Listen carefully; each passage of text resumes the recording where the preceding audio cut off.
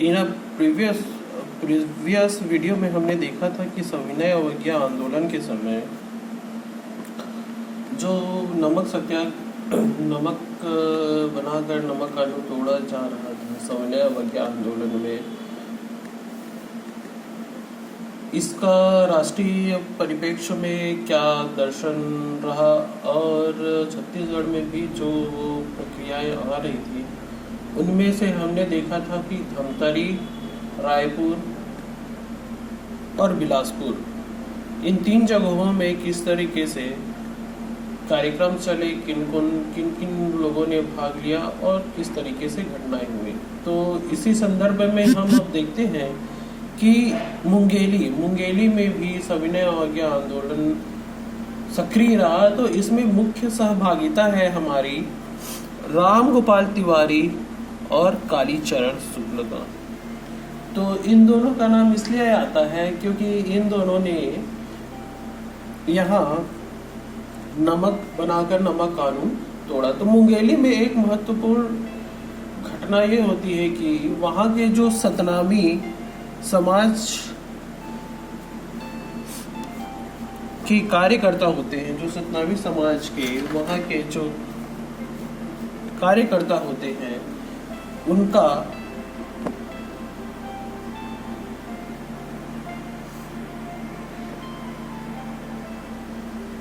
उनका योगदान महत्वपूर्ण होता है। और उनका शराब दुकान में धरना देना, नारा लगाना, इस तरीके के जो सकारात्मक और अंग्रेज विरोधी जो कृत्य हैं वो इनके द्वारा किया जाता है। अन्य हमारे ये क्रांतिकारियों में से थे, सहयोगियों में से थे बलदेव सतनामी, याकूब अली, मानिक लाल आदि प्रमुख नेता थे। हमने पहले भी देखा था कि राम गोपाल तिवारी और कालीचरण ने नमक बनाकर नमक कानून तोड़ा। इसी संदर्भ में हम अब देखते हैं कि दुर्ग क्षेत्र में किन कार्यकर्ताओं ने, सत्याग्रहियों ने भाग लिया। तो इसमें हम स्पष्ट रूप से देखते हैं कि नरसिंह प्रसाद अग्रवाल, राम प्रसाद देशमुख, वायवी तामस्कर, रत्नाकर झा, इन लोगों ने तत्समय में अपने अपने तरीके से सविनय अवज्ञा आंदोलन में का नेतृत्व किया। तो दुर्ग में इसी समय किसान सभा का गठन हुआ और सक्रिय रूप से जो हमारे यंग बॉय थे उनमें से गंगा प्रसाद चौबे, गणेश सिंगरौले आदि ने विद्यार्थी कांग्रेस की स्थापना की। ये हमारे यंग बॉय थे, यंग कार्यकर्ता थे जो गंगा प्रसाद चौबे और गणेश सिंगरौले ने विद्यार्थी कांग्रेस की स्थापना की। तो इस संदर्भ में हम देखते हैं कि जो हमारा सविनय अवज्ञा आंदोलन था वह 5 मार्च 1931 को जब गांधी इरविन समझौता हुआ था, तो इसके संदर्भ में जो प्रथम सविनय अवज्ञा आंदोलन था वह स्थगित कर दिया गया था। कुछ मांगे अंग्रेजों ने आश्वासन दिया कि कुछ मांगों को हम पूर्ण कर लेंगे। तो इसी संदर्भ में यह जो सविनय अवज्ञा आंदोलन था वह लगभग 5 मार्च 1931 को जो हमारा प्रथम सविनय अवज्ञा आंदोलन था वह स्थगित किया गया था। इसी संदर्भ में हम और देखते हैं कि यह जो क्षेत्र था सविनय अवज्ञा आंदोलन की जन सहभागिता में जो मध्य का क्षेत्र था, बुद्धि वर्ग क्षेत्र था, उनमें हमने देखा कि रायपुर, धमतरी, बिलासपुर, दुर्ग आदि के क्षेत्रों ने किस प्रकार से यहाँ अपना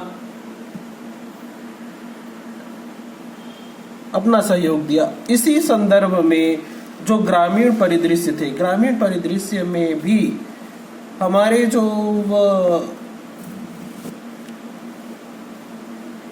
गांव और देहात के जो हमारे सत्याग्रही थे उन्होंने भी बढ़ चढ़कर हिस्सा लिया, क्योंकि नगरी सिहावो सत्याग्रह और विभिन्न प्रकार के सत्याग्रह को देखते हुए भी ग्रामीणों में एक तरीके से जो देश के प्रति जो प्रेम और सुंदरलाल शर्मा के द्वारा जो जागृत किया गया कार्य था, जो उनके सत्याग्रह आश्रम के द्वारा, तो इस तरीके से जो भावना प्रज्वलित हो गई थी पूरे लगभग छत्तीसगढ़ में, वो हमारे ग्रामीण अंचलों में भी देखा गया। तो इसी संदर्भ में हम देखते हैं कि हमारे सविनय अवज्ञा आंदोलन ग्रामीण क्षेत्रों में एक तरीके से जंगल सत्याग्रह के रूप में भी परिणित हुआ। तो किन किन जगहों पर कौन कौन से जंगल सत्याग्रह हुए, इसके बारे में हम इस संदर्भ में देखेंगे। तो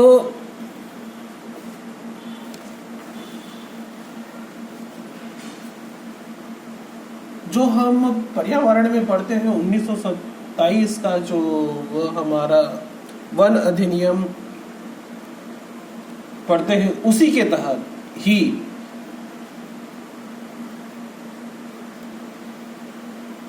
यहाँ के जो हमारे आदिवासी और ग्रामीण क्षेत्र के जो थे, वे आरक्षित क्षेत्र में अपने जंगल के वन उपज को संग्रहण कर एक तरीके से उस वन अधिनियम का विरोध कर इस सत्याग्रह में जो जंगल सत्याग्रह था उसके सापेक्ष में सविनय अवज्ञा आंदोलन का आगाह इन ग्रामीण वासियों ने भी किया। तो हम अब देखते हैं गट्टासीली जंगल सत्याग्रह। जो गट्टासीली जंगल सत्याग्रह है वह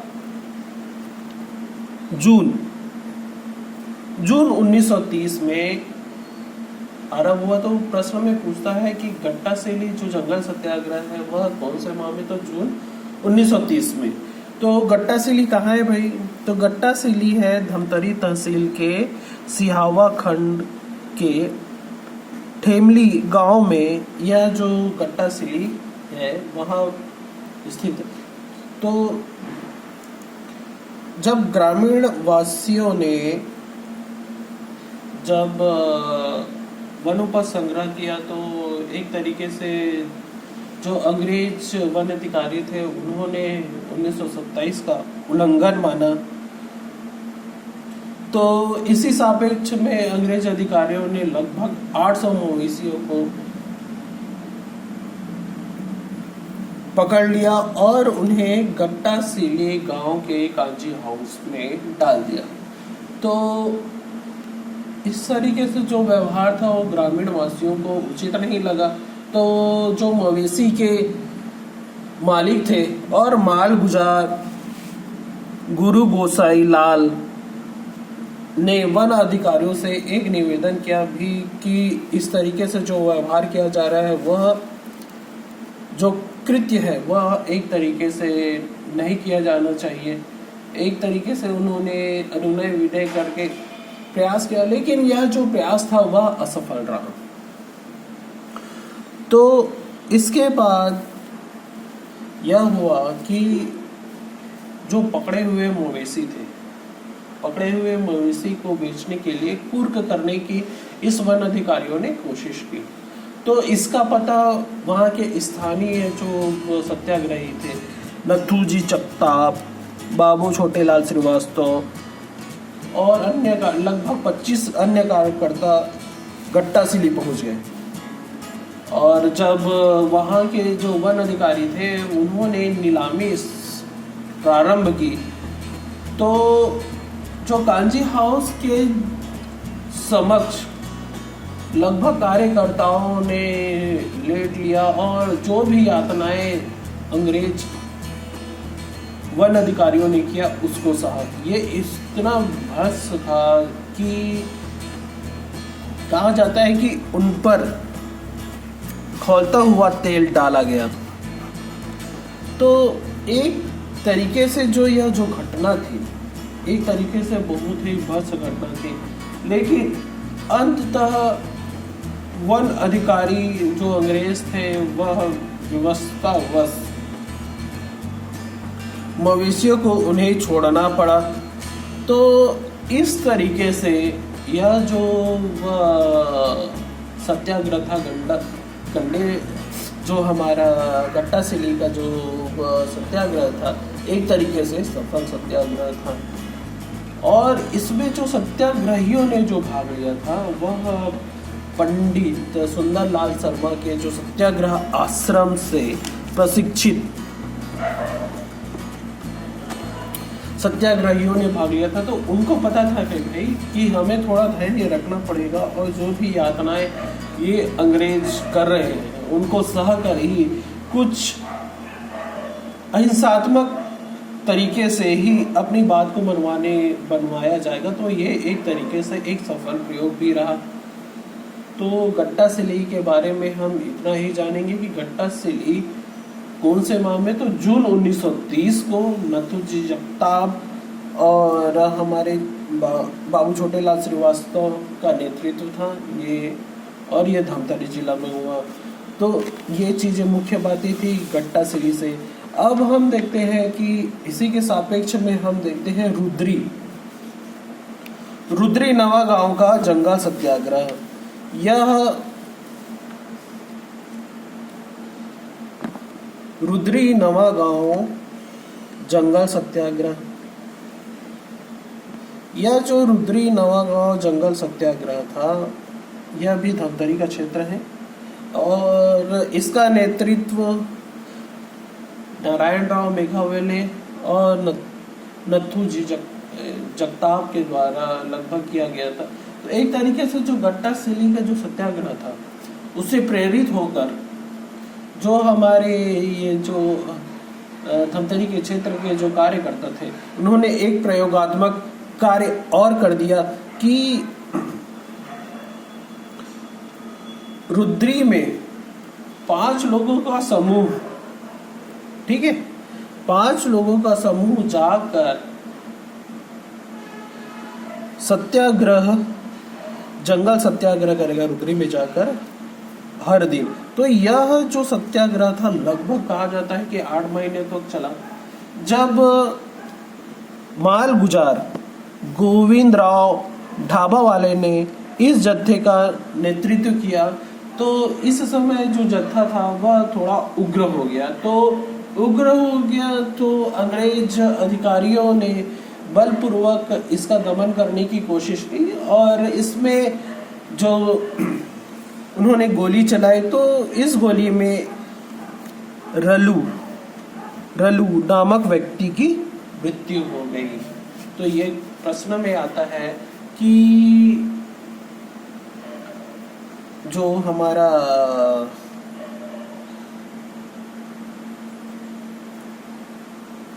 रुद्री नवागांव में सत्याग्रह हुआ था वह कब हुआ था, तो अगस्त 1930 को हुआ और इसका नेतृत्व करता थे हमारे नारायणराव मेघावले और नथुजी जगताप इनमें। और इसमें जो नरसंहार जो गोली चलाई गई थी उसमें रलू नामक एक व्यक्ति की मृत्यु हुई थी। जब भी यह जो घटना होती थी इस तरीके से जंगल सत्याग्रह होता था तो जहाँ भी इस तरीके से सत्याग्रह हुए वहाँ धारा 144 एक तरीके से कर्फ्यू जैसी घटनाएं लगा दी जाती थी। तो हमने पहले भी डिस्कस किया था कि सविनय अवज्ञा आंदोलन तब खत्म हुआ जब 5 मार्च 1929 को गांधी इरविन समझौता हुआ। तो प्रथम सविनय अवज्ञा आंदोलन था वह समाप्त हुआ। तो अब हम देखते हैं आगे जंगल सत्याग्रह में हम महासमुंद तमोरा के बारे में हम देखते हैं। तो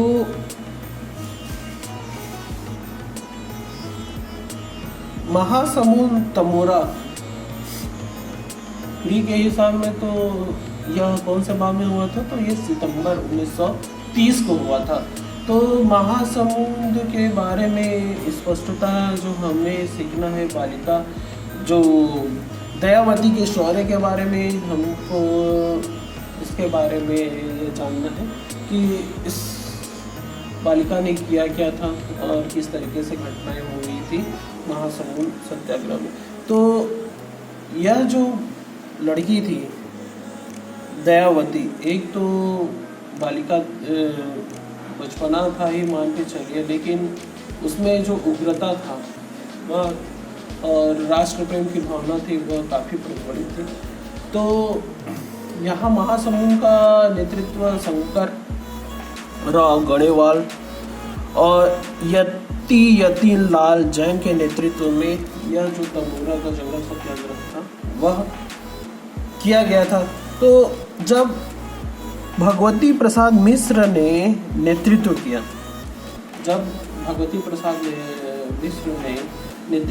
तो वहाँ धारा 144 लागू कर दी।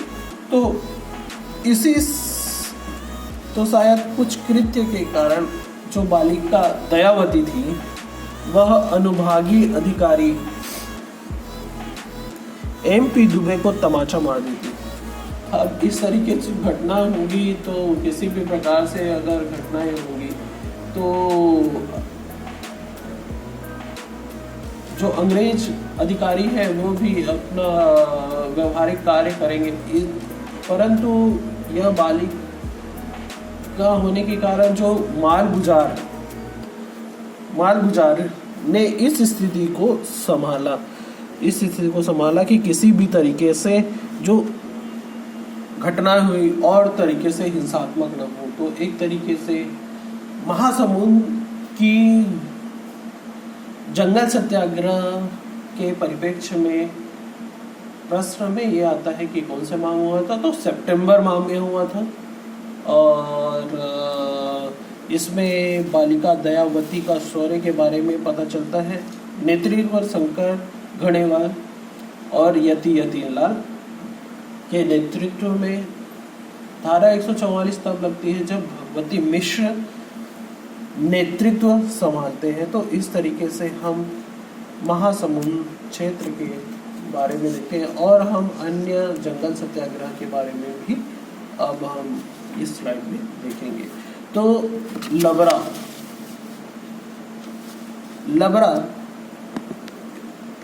जंगल सत्याग्रह यह सितंबर 1930 में हुआ। इसके जो नेतृत्वकर्ता थे अरिमर्दन गिरी थे। तो प्रश्न में पूछा जाता है कि लबरा कब हुआ था, तो लबरा सितंबर 1930 को नेतृत्व करते थे अरिमर्दन गिरी। उसी प्रकार मोही पोड़ी जंगल सत्याग्रह यह जुलाई 1930 में हुआ। और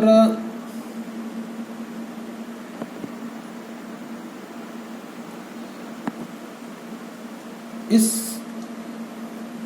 मोही पोड़ी जंगल सत्याग्रह जुलाई 1930 में दुर्ग का क्षेत्र में यह आता है। नेतृत्व करता है नरसिंह प्रसाद अग्रवाल जी। हमने ही देखा था कि दुर्ग में जो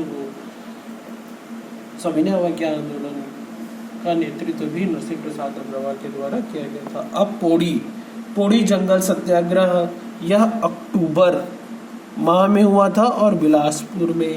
इसमें जो रामाधार दुबे थे वे गिरफ्तार हुए। तो एक जगह जब आता है कि रामाधार गोड़, वो हम बाद में देखेंगे, लेकिन अभी ये समझिए कि पोड़ी जंगल सत्याग्रह अक्टूबर महीने 1930 में बिलासपुर में रामाधार दुबे, ये 3-4 चीजें इसमें याद रखने वाली योग्य बातें हैं। इसी सापेक्ष में बांधाखार जंगल सत्याग्रह हुआ था 1930 में। कोरबा में गोंड जनजाति का सहयोग हुआ था। इसमें महत्वपूर्ण भूमिका थी मनोहर लाल शुक्ल के द्वारा। इसके महत्वपूर्ण भूमिका थी इस जंगल सत्याग्रह में। अब हम देखते हैं सारंगगढ़ जंगल सत्याग्रह 1930 रायगढ़ क्षेत्र में। नेतृत्व करता थे धनीराम, जगतराम और कुंवर भान। एक हम अन्य देखते हैं, उदयपुर में एक बेगारी का विरोध किया गया। यह जो है उदयपुर वर्तमान में रायगढ़ जिले में है।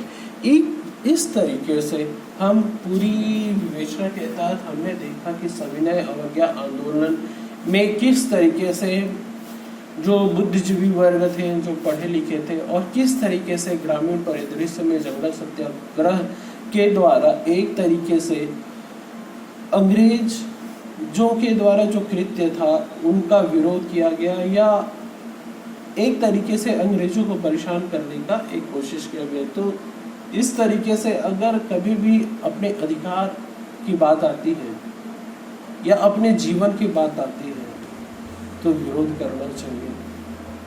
अगर विरोध नहीं करेंगे तो ऐसे ही खत्म होंगे, अगर विरोध करेंगे तो बच जाएंगे। जिस तरीके से ये हमारा गट्टा सिली का जंगल सत्याग्रह हुआ, शायद हम कष्ट तो होगा, यातनाएं तो झेलनी पड़ेंगी ना, लेकिन 800 मवेशियों को छोड़ देना कोई आम बात नहीं था।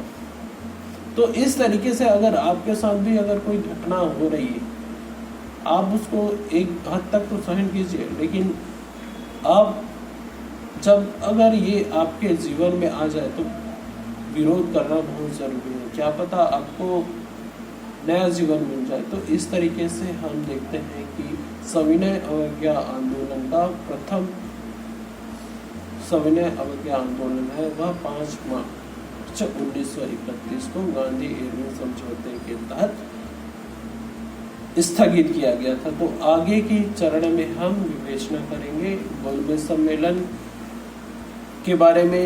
तो गांधी जी के किस तरीके से अंग्रेजों ने बहलाया फुसलाया और आश्वासन दिया, जब गांधी जी फिर से नहीं माने गोलमेज सम्मेलन के बाद, तो गांधी जी ने किस तरीके से फिर से सकारात्मक कार्य करना स्टार्ट किया, इसके बारे में हम आगे की स्लाइड में देखेंगे। तब तक के लिए धन्यवाद।